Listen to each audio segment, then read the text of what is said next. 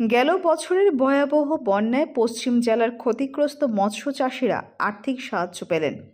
এতে সময় লাগলো পাক্কা এক বের। রবিবার পশ্চিম জেলার ক্ষতিগ্রস্ত 2173 জন মৎস্য চাষিকে তাদের ক্ষতিগ্রস্ত জলাশয়ের পরিমাণের উপর ভিত্তি করে মোট 1,20,46,000 টাকা আর্থিক সাহায্য প্রদান করা হয়েছে।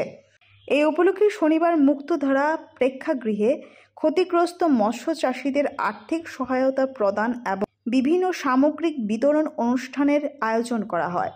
এই অনুষ্ঠানে মৎস্য দপ্তরের মন্ত্রী সুধাংশু দাস জানান, মুখ্যমন্ত্রী প্রফেসর ডক্টর মানিক সাহা নেতৃত্বাধীন রাজ্য সরকারের SDRF ফান্ড থেকে প্রাপ্ত 17 কোটি টাকা থেকে এই সাহায্য প্রদান করা হচ্ছে।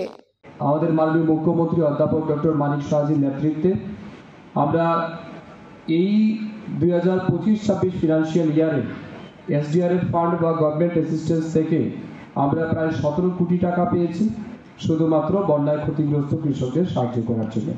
গত বছর আমরা ইনিশিয়ালি বন্যার অর্থাৎ পোস্ট ফ্লাডের সময় আমরা 5 কোটি টাকা ইনিশিয়ালি সাহায্য করেছিলাম, রিসেন্টলি আরও 17 কোটি টাকা।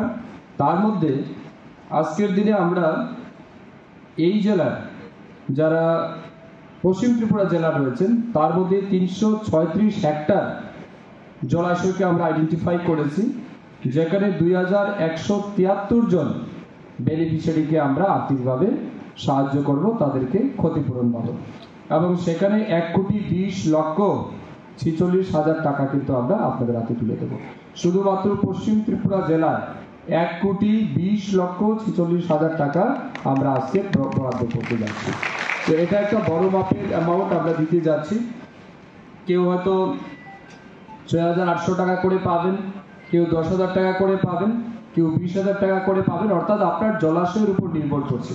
আপনার যদি 1 হেক্টর জলাশয় ক্ষতিগ্রস্ত হয় তাহলে আপনি বেশি টাকা পাবেন, যদি আপনার 1 কানি জলাশয় ক্ষতিগ্রস্ত হয় তাহলে সম্ভবত 6,800 এরকম আপনি ক্ষতিপূরণ পাবেন। তো এটা আলাদা আলাদা রেটে কিন্তু আমরা দিচ্ছি। এর